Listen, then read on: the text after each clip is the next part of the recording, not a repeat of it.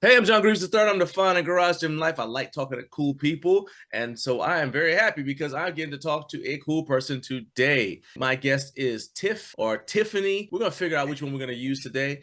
But Tiffany Longcor, who is one of the strongest women in the world. And I am so excited to talk to her about that. So, Tiffany, thanks for joining me here today. Yeah, excited to be here. So now I feel like I put pressure on you because I told everybody you're one of the strongest women in the world, but it's I freaking know, so true. damn. It is freaking true. So before we get into all that, if you're watching this, please help me out. I'm trying to get to 50,000 subscribers. So hit that like button, hit that subscribe, help me out because I cannot get there without you. All right. So Tiffany, I said you're one of the strongest women in the world. You are also a candidate master of sport, Mhm. which is an extremely long title, but it's deserving, right? Can you? You I should don't know just if you say get that on like a CMS. name. Oh, okay, yeah. I'm like, does that come with a name tag? I really hope it does. In Russian. Yeah, yeah. But it essentially means that you are nationally ranked in that event, and in this case, it's the Mhm, 20 kilogram snatch. So, how mhm. tough is that to achieve, and how long did you have to compete in order to qualify for that? It was hard. So the thing with kettlebell sport is it's really simple. It's just you do the same lift for 10 minutes. But it's like all of the different leagues have their own little rules and Of course. regulations that they like to do. That's basically there's a million leagues and they're doing the same thing, but they all have like one little tweak because it's a bunch of men who have beef with each other. Of And that's course. why there's that's why there's a bunch of leagues. Okay. So the rules are different for each league, but for the one that I did, which was IKO, which is International Kettlebell Organization, there's like weight classes, and then within those weight classes, there are like my weight class, and then there's kettlebell weight classes, and then you have to get a certain amount of reps. So for me, I believe in the weight class I was when I got CMS for the 20K snatch, I had to get 121 reps, and I Okay. got 130. And I got that in 2021, I believe. Okay. And I started lifting sport in 2017. So it took a minute, and that was like Yeah. basically all I was doing. Like I like now I've divulged off of the sport path with doing that pressing and things like that, which I'm sure we'll Right. discuss. But at the time, that's all I did was just sport. I did sport 3 times a week, very hard, Wow. and it just was a, a lot of reps, and a lot of long sets. Um, it's not exciting training. I mean, Unfortunately. so it's like an iron, CT Fletcher's always calling it stuff like the Iron Marathon and things like that. Mhm. But kettlebell sport is legitimately an Iron Marathon. I've actually seen people doing it.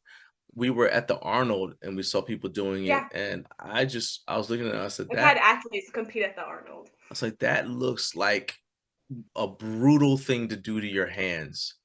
I can just imagine like how chewed up your grip, not your grip, but your hands are. Mhm. I know when we did a live stream of some mace competitions, the Yeah. athletes were showing me their hands and they were all chewed up. The calluses were all gone. It's just like, does that happen with kettlebell sport too? It can. I mean, in theory, it shouldn't. Like, in theory, you should have the In theory, technique and the grip strength to do it. But when it comes to a competition, like, that's the time where it happens the most. And I right? think Especially you that's the start getting point. Because, tired, yeah, it's because like, if you're training at home, you shouldn't have tears all the time. Like, right? that's bad technique. And that means you should probably adjust what you're doing. And Right. at home, and when you're training in the gym, that's the time to do it. In a competition, yeah, you're going max effort, you're going hard, you're doing everything you possibly can to get that bell up for one more rep, and your hands can get eaten up in that point, and hopefully you're doing that set and you don't have another set later in the day so it doesn't screw you for later. But I mean, you can see like Dennis Vasily, who's like, or Kim Fox, who are some of the best kettlebell sport lifters ever, and they can do, I mean, Dennis does like 200 something reps with 32 kilos, and he has not even a blister on Sorcery. his hand. Well, okay, but so the competitions, so you might have like the snatch, but then you might have like the a jerk or something like that with two Mhm. kettlebells, right? So it's not, and Yeah, each one, granted, each one is like 10 minutes long, but it's not like each event involves the kettlebell rotating in your hand. Yeah, it depends on the lifts that you're doing. So Right. you can do a biathlon, which is jerks and then snatch, or you can do a triathlon, which is jerk, snatch, and long cycle. But if you're doing that, you've trained for that, and Right. your hand hopefully will be prepared for that sort of Okay. uh lifting. Like you hopefully hopefully you've prepared your body enough so you aren't tearing your hands to shreds. And you also have to think about that in your set, when you're doing your set, when you're planning how many reps you're going to do. And when you like start to feel that tear and you're like, man, I have to do long cycle after this.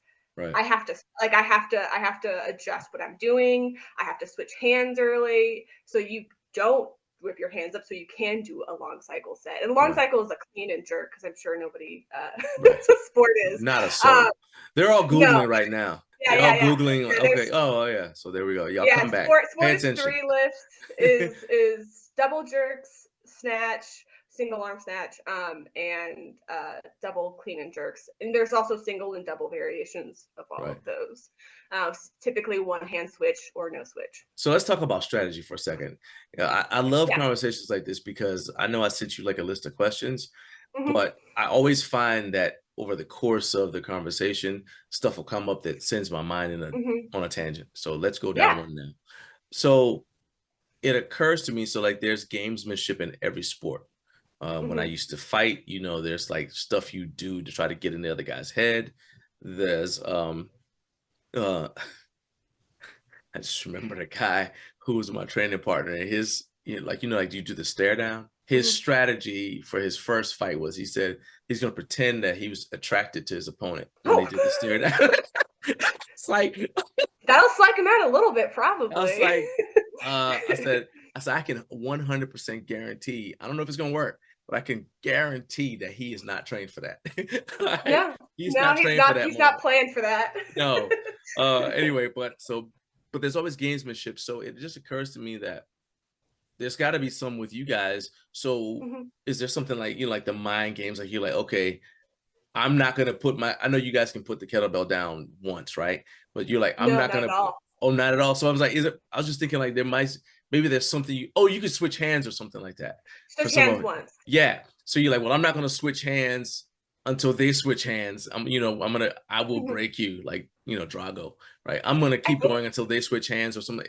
Like, what are some games you guys play with each other? I honestly, there's not like a lot of games with each other because it's a community. Like with sport, you're by yourself. Like you might have a team, you might be Sure. competing, but it is you versus you all the time. And that's where I think it gets really tricky and really hard for people is that Right. mental like this is you're like no one's gonna help you, no one's gonna stop you. Like Right. it has to be you. I think on this hand switch and stuff, like that's something you plan ahead for. Okay. So like when I'm doing like a snatch where I'm doing a one hand switch, I try to last as long as I possibly can on my first side. Okay. And like ignore whatever the crap anyone else is doing because if they switch early and they're going fast, maybe they don't have the grip to last the whole 10 minutes. So I can't do what they're doing. I have to stay in Right. my game and ignore them. And I think that's the biggest thing is you can see what they're doing out of the corner of your eye. You can see That's their what I'm numbers saying. I was on that like, that's kind of platform. crazy. But you can't divulge like if you go off your plan, Right. that's gonna mess you up.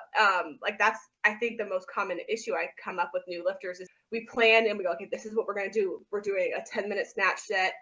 We know that you can peak out at 18, 19 reps per minute, which is awesome, but you can't start at 18, 19 reps per minute. You have to start at 14, Right. 15 because what if something happens? Like, what if you start too fast and you tire out and whatever?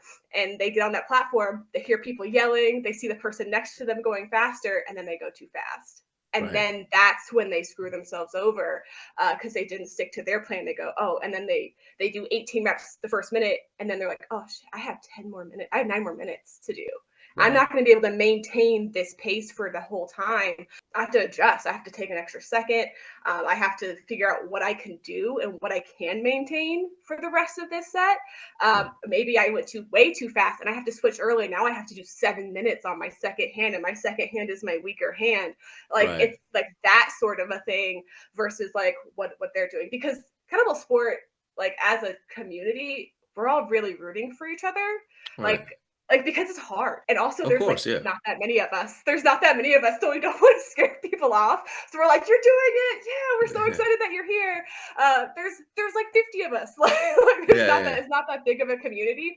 So we right. don't really want to scare people off by being like super, I mean, we're all very competitive, but it's more competitive with ourselves, and like we're wanting to win, but we're not trying to like, you know, mess with somebody else. At least not in the experiences that I've had. I haven't been in like an in-person competition in quite some time. So Right. maybe it's changed, but I don't think so, because there's Oh just yeah. Now they're not that, painting their there's not that, faces. They're yeah, painting they're their more faces, slapping pain. them. Oh yeah, definitely. Yeah. Slapping each other in the face to get psyched up like arm Yeah. wrestling. Yeah, of course. Um, I mean, I'm getting psyched, but so tell me, what's your most memorable competition experience? I think my second competition was pretty memorable. It was the Cali Open. It was my first like competition I drove to.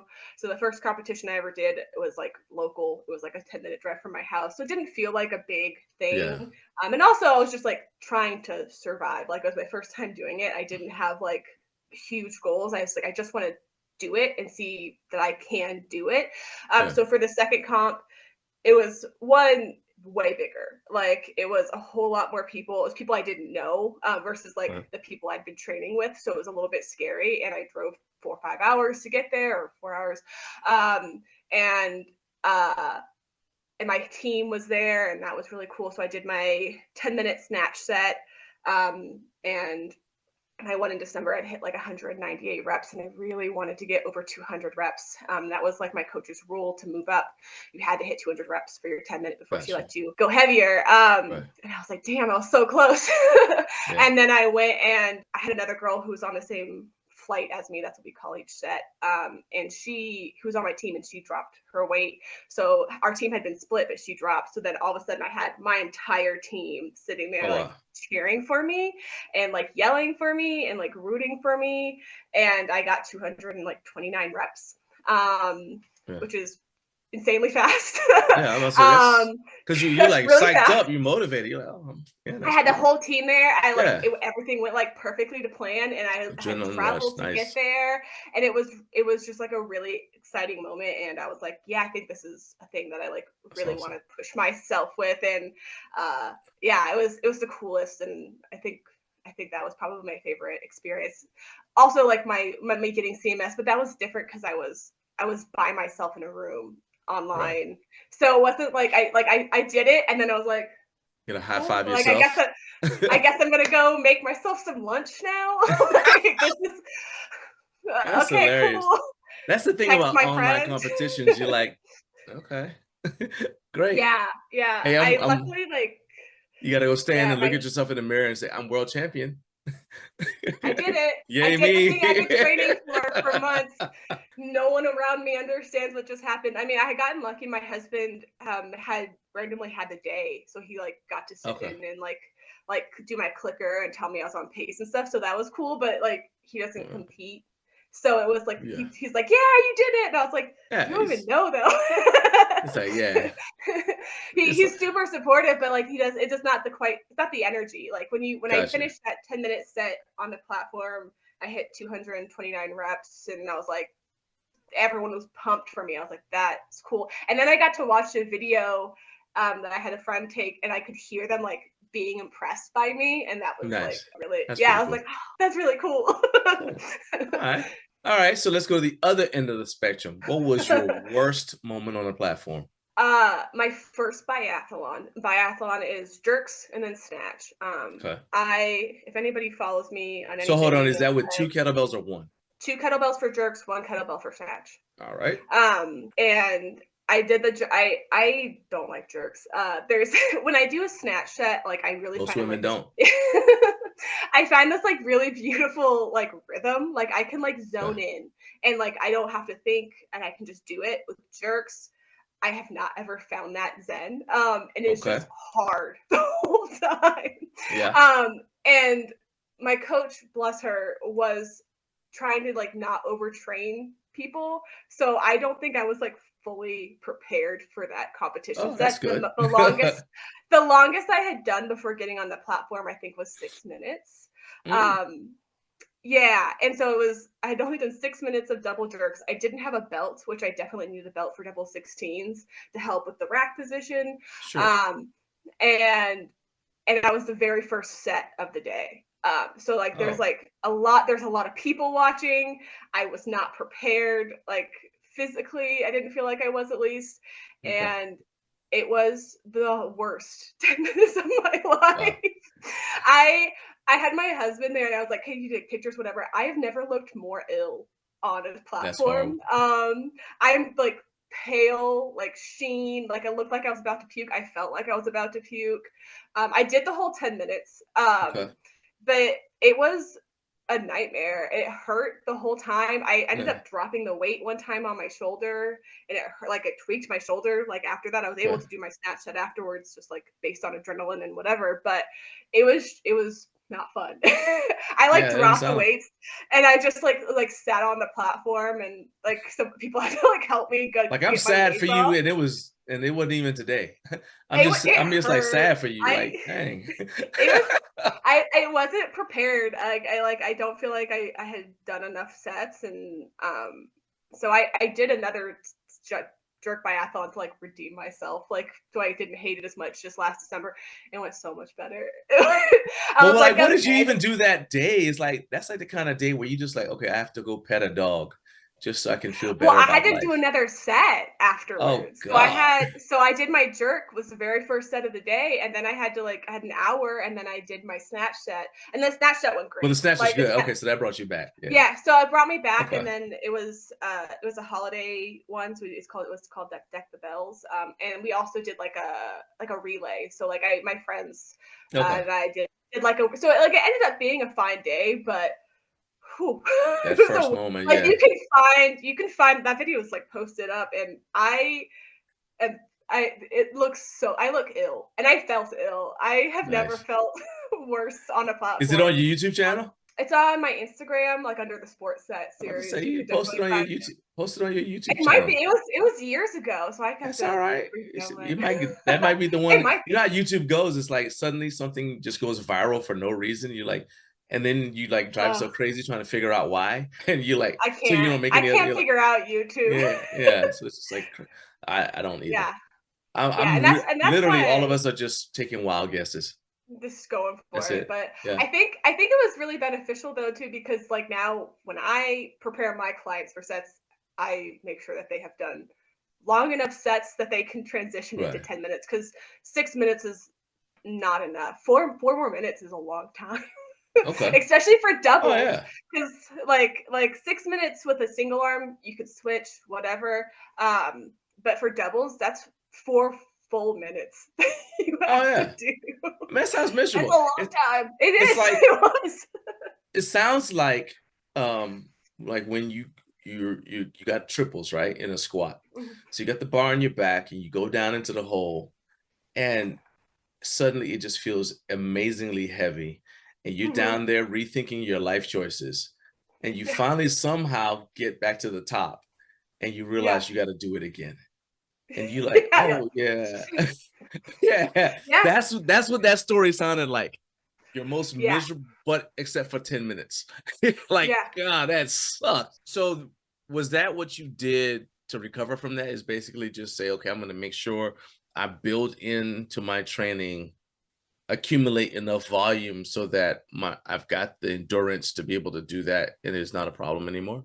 I mean, I do that now. Like recovery from that, I had to like take off lifting for a while because I dropped 35 pounds on my shoulder.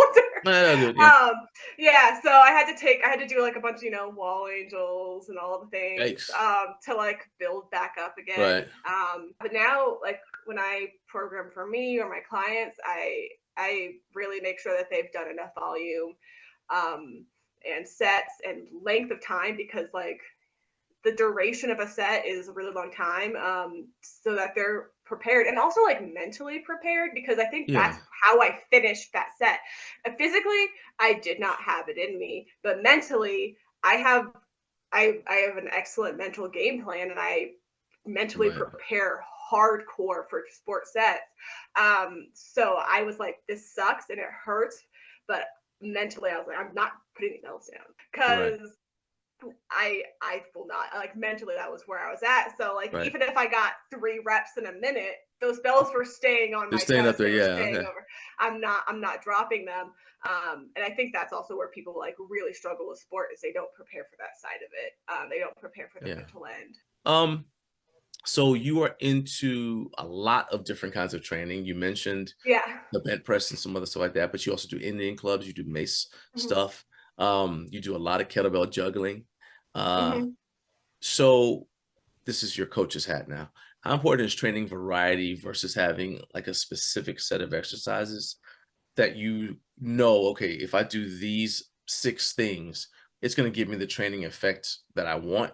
And because Hmm. you're training athletes for a sport, you're Yeah. practicing technique. You're like, hey, we need to make sure we dial this in. So how important is training variety though to avoid injury and for whatever other Mhm. in boredom? How important is that? What's that balance? I think it depends on the person, one, like Yeah. how like what they're wanting to do. Okay. And two, how close we are to a competition. So if we're Okay. a month out from a competition, we're in on sport. Like that's what we're doing. All the accessories that we're doing for after our sets, our sport. That's what we're doing. But right now, I have clients who aren't planning on competing until end of February. So we're Yeah. doing a little bit more mace work, and that work is also going to help balance it as well. Like I mean, like when I'm training like bent pressing, I can't train bent press hardcore 3 times a week and also train heavy jerks the other Right. days. Right. My body doesn't like that, but I Yeah. can do shorter, speedier jerk sets.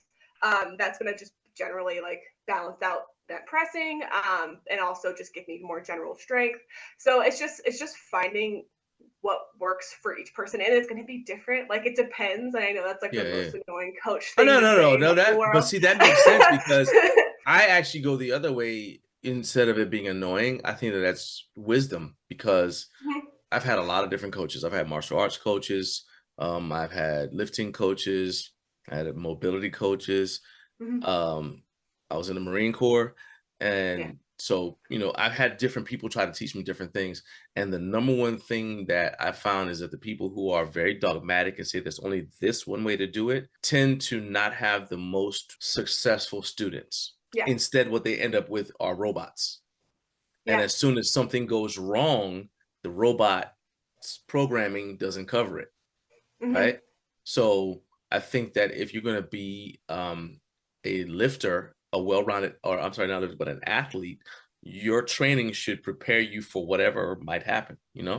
So I Yeah. actually like that you're Yeah. tailoring it to the person. Also, it like depends on what they have. Like not all of my clients have a steel mace available to them. So in order to balance it out, we're gonna have to do something different. Like if my client is in like, New York and in a tiny apartment and they're not going to have the space to swing a mace. So what are we going to do to counterbalance a jerk? Yeah, So it's just adapting to them and the time they're going to put in and like what their lives are like. gotcha. And that's the job. Like that's what I get paid to do. Yeah. So Yeah, I mean, because again, it's like if you're not doing that, I might as well just use a template. What do I yeah, need you for? You know what I mean? I exactly. just go get a Yeah, I go download a get, program. but you're still doing a cookie cutter, whatever generic Program. thing. Yeah. Yeah. So we talked about the training variety, all the different things you like doing. Mhm. And you are in the Steinborn, and you knew I was going to start Mhm. talking to you about this, right? Because you shut me down, and then when I say now you were polite, but it was one of those dry thank yous, right?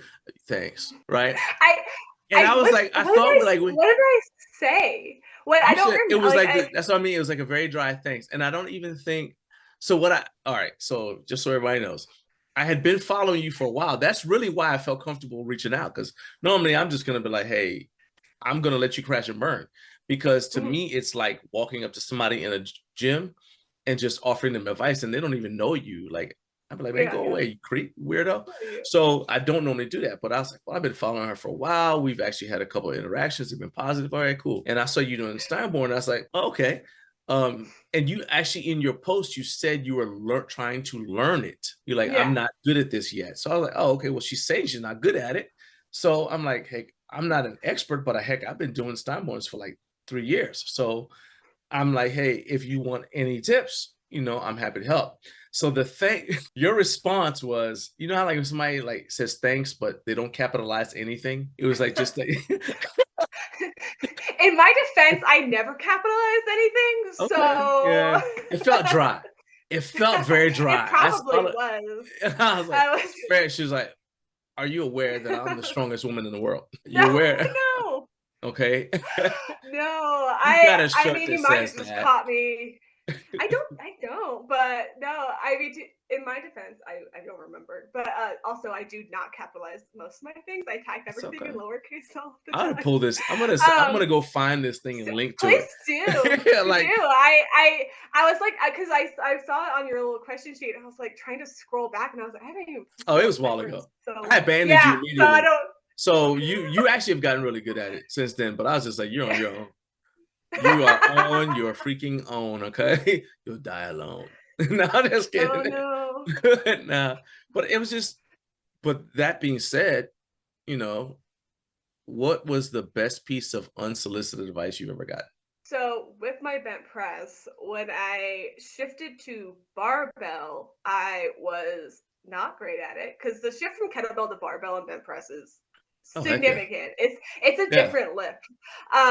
Yeah. Basically, it's a different lift. So, do you know who Dave Whitley is? Yeah. Iron Tamer. He's yeah, exactly. Bent press guy. And he had followed me somewhere when I started doing kettlebells, and Yeah, I read his we book and everything. Yeah, yeah. yeah, me too. And so he had interacted with some of my stuff, and I had just it was like within the first month of me doing barbell bent press, and my setup was like this weird like pull clean, like it was really janky, and Right. he's like this isn't good, and he said I'm gonna send you a message, and I was like, oh, okay. It's Dave Yeah. Whitley sending me a message about Ben President. Oh well, I'll yeah. I take that. mean, yeah, So definitely. Yeah. he's like that setup is not good. It's not your. He's like that's below you. You're like you're a very good lifter. You should be Mm. better. And I was like, oh man. And he sent me a video on his setup, and honestly, it changed Right. how I did my. It fully changed how I did my setup, and now. With his advice, and then it was like with time of like Right. practice, like my setup is significantly better. So like the best unsolicited advice. And honestly, if I'm gonna get unsolicited advice on a bent press, Yeah. Dave Whitley's the guy. Like Yeah. Yeah. he can give me advice anytime he wants, and I'm gonna be Oh, like, oh, sure. thank you, I really appreciate it. But how did it Um, feel like it's like for somebody that accomplished to like reach out to you? And the way it sounds is like he's almost like he's like ashamed of you, like disappointed in you. Not ashamed, but like disappointed. Like when you know, like I the mean, way that Yoda in Star Wars, like when he's talking to Luke, he's just like, and you just like, oh, I'm sorry, I'll do I mean, better. to be, I'm like pretty open to feedback usually. Apparently, I wasn't. I know. I'm sorry. Like what? I don't. I don't remember what I did. But I'm usually like if it's somebody that I trust, and Dave Whitley's a person I trust, so when it Yeah, comes to yeah. bent pressing, I was like, I have to just take this information and apply Right. it. Like I don't, and I knew that I wasn't good. Like I think But it's he's okay also to saying suck he and take. believes in you. He's like, look, I Yeah, wouldn't even exactly. you can do This. this. He's like this setup is below your skill level. Be Right. better. And I was like, okay, I'll be better. Like Yeah. let me take this and Nice. I'll adapt. And I did. And my setup I think is very consistent and good I now for like bent it. press. And that's an important part of it because what I was doing is I was pulling it up and putting it on my shoulder, and then I was just like waiting for it to turn so it's in the right spot. And it was exhausting. So it was really Right. inefficient, and I was making my reps way hard. So it made my barbell bent pressing so much better. Are you still the only woman in the world who can bench press 50 kilograms? As far as I know. Yeah. That's like 110 pounds or something like that. Yes. Is that with a kettlebell or barbell? Both. Well, oh, she's like, I can. Yeah. So like, first of all, I can bench press that with Well, anything. I bench press um, children randomly at times. if I could, but no, I did with the kettlebell in 2022, But and then I shifted my programming to bent press with the barbell, which took like 9 months to build back up. Right. to get that again, because it's a different It's so lift. My different. Yeah. wrist I had to be in a different wrist position, so I had Yeah. to relearn, and like the setup, all the things were different. So I had to adjust, and it took months of stepping back and feeling like a weak loser while I was Yeah. relearning to do a lift that I was very good at. Yeah. Yeah. Yeah. But yeah, as far as I'm aware, I'm the only woman in the world who can bench press that weight. I've looked for more, but Yeah. so far that's it. That makes it even worse. She's like, I've tried to find you, but I reign supreme. Yeah. It's like, but see, like when you're bench pressing, so my thing, until I actually got a good tip from, I don't know if you know them, but uh Aaron Grogan and Holly Myers. Yeah, I know who Their they are. thing, yeah, yeah. So they had a tip, because I always had the bar was always helicoptering on me. And Yeah, so that I was saw what her was tip. training Yeah. you. So she was like talking about how you set the bar up like kind of at an angle in your palm. Mhm, And that really helped me a lot. And then they had a bunch of other little drills.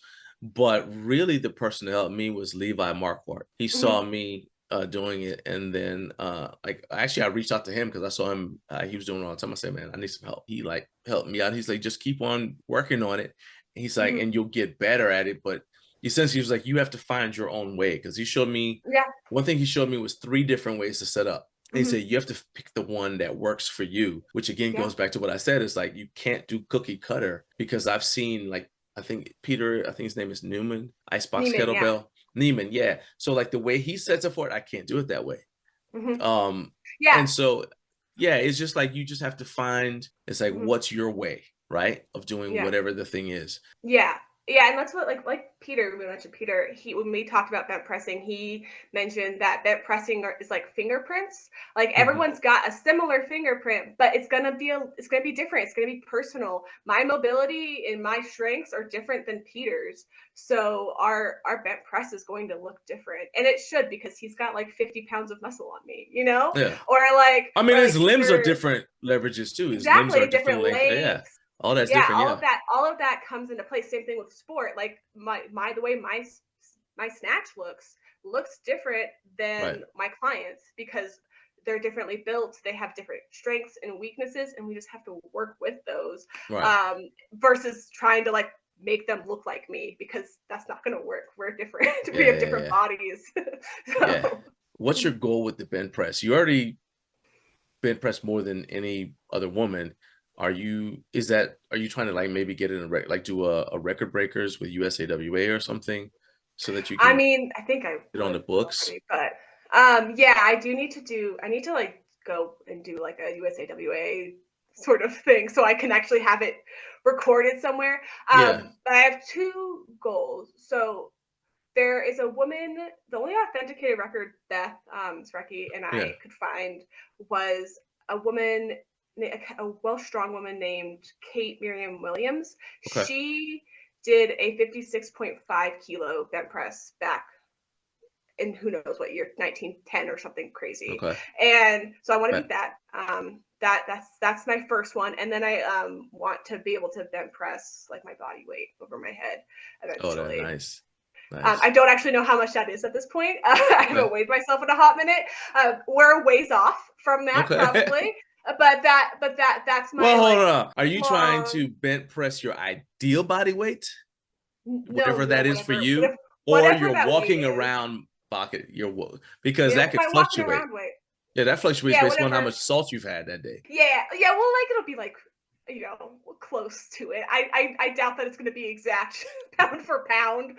I mean, because I'm saying like So based upon where you are in terms of your status in sport, this could potentially be something that you could do at the Arnold, where you're like, hey, I'm gonna go and be up on the, because I mean Martins Lises did the Steinborn on stage at the Arnold just because it was a cool lift. I'm quite certain that if you're doing that, people will be like, oh heck yeah, put her up on the big stage. We want to see this, you know? yeah, I mean, I'd have to get to the Arnold's at some point. I would love to Oh, go to the Arnold's, it's not but bad. It's yeah, fun. it looks cool. It looks A lot of cool. people. Yeah, but those are my main goals with bent pressing, and also I just like want to just keep getting better at it. Like I find something like very appealing. It just feels good when you get that weight. When a bent press Yeah. feels good, it feels great. Like it's like you hit that moment, and like when I hit like a certain point in it, I'm like, I know that this weight is getting over my head and it's going to look great. Yeah. And it's just so satisfying, and I just want to keep doing it. Nice.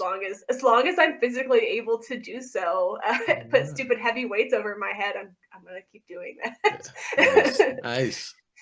Nice. So for fun, let's pick on the CrossFitters. So Okay.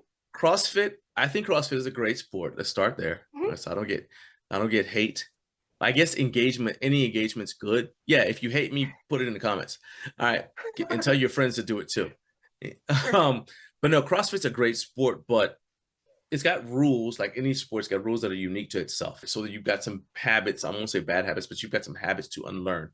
And Mhm. so CrossFitters use kettlebells. Yes. What are some of the biggest challenges?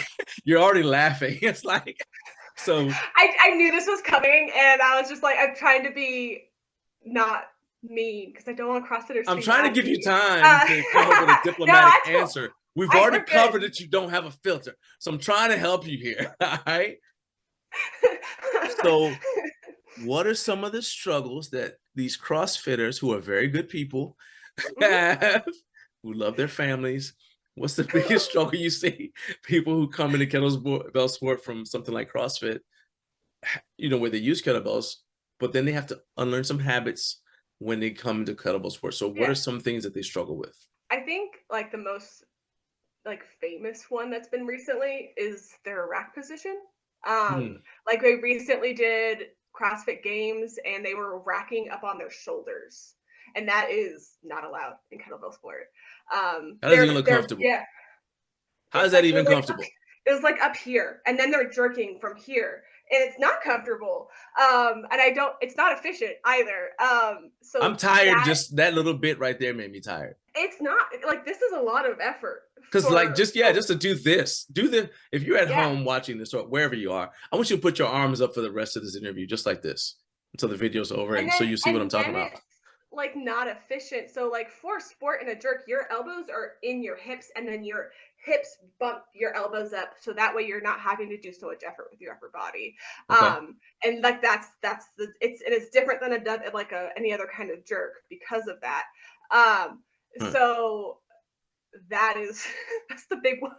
That's the big that one. that rack position is not good Wow. for a lot of things, but specifically for sport, it's not efficient, it's not comfortable, and you lose half of your power because you're having to do so much pushing with your upper body versus using your lower body, which is what the jerk is supposed to be, especially in sport. I can't speak to any other sport, but um yeah, that's the big one. Okay. And Okay. I think the other one is with CrossFit, the goal is to like a lot of the time is to move very quickly.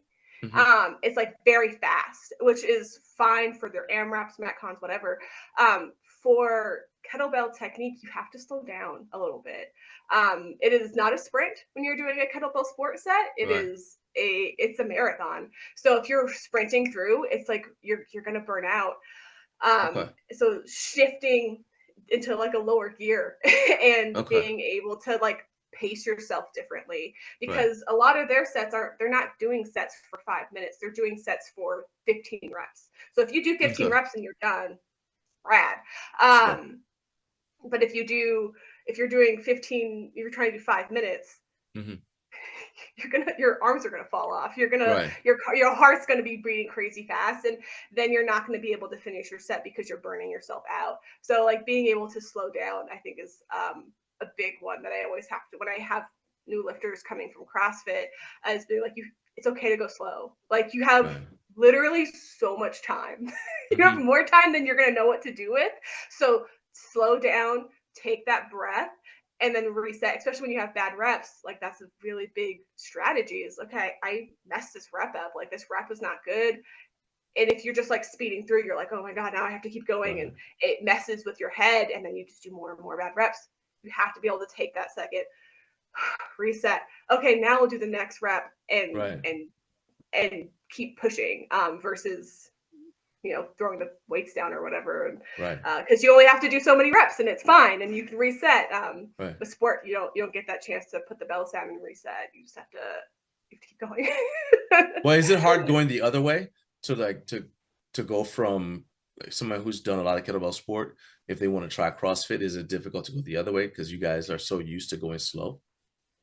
I don't know. I don't have any sport lifters who've gone to Okay. CrossFit, but I don't think it's hard to speed up. Like I feel like that's a thing you can do. And not to say that my like sport athletes aren't doing fast sets, but Okay. when you're learning the technique, which is I got you.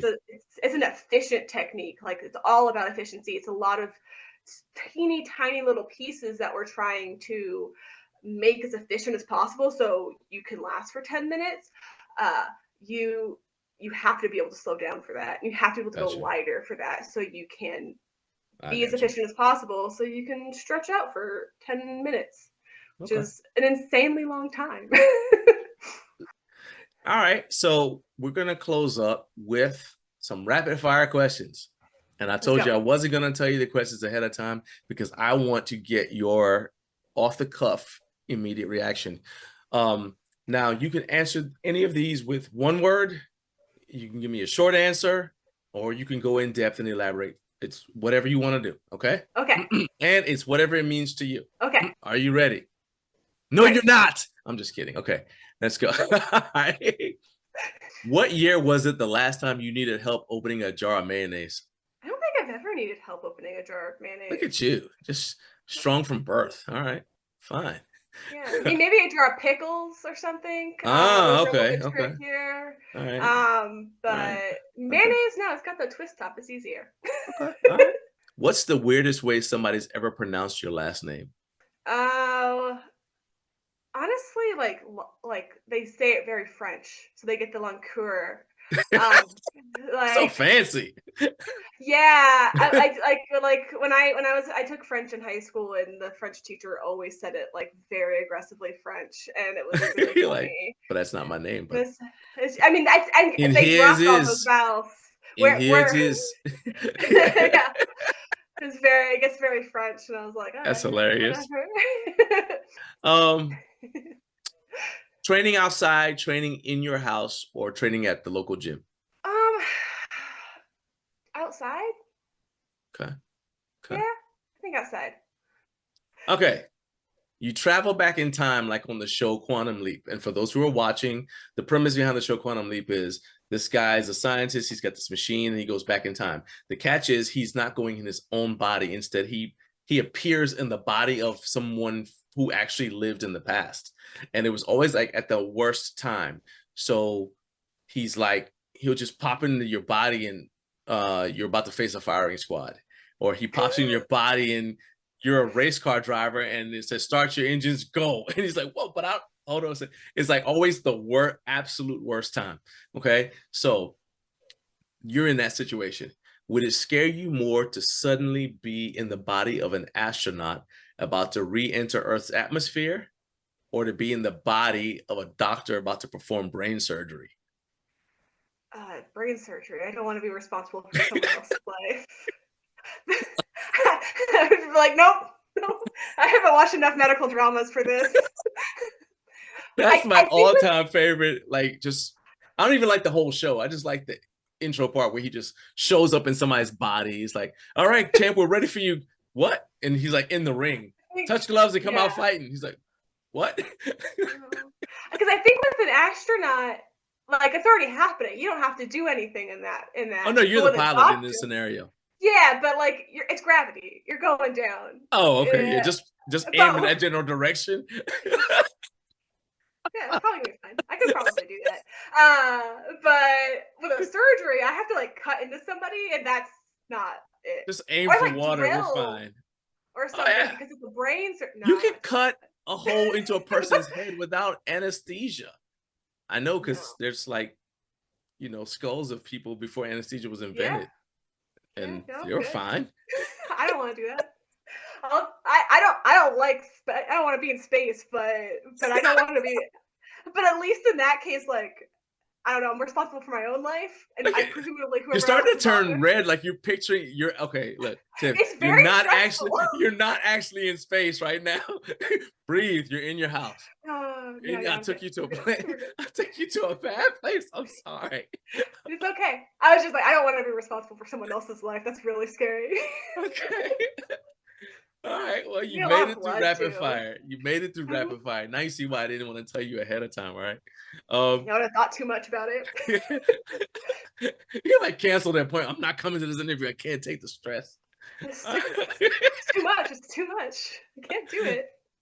All right. Well, this was a whole lot of fun, and I know that everybody is going to be like going to go search for your videos of yourself about to pass out in your worst competition moment ever. So let's help them out with that. How can people find you here on YouTube? You've also got a really good podcast as well as a very informative Instagram. So how can people get in touch with you if they want coaching? How can they follow your training? And how can they find your podcast here on YouTube? So I'm Tiffany's Fitness on basically everything. So if you search Tiffany's Fitness, that's me. Tiffany's.fitness on Instagram and TikTok. My podcast is a Tiffany's Fitness podcast. And there's a playlist on here, and it's also on like Spotify and several other platforms. And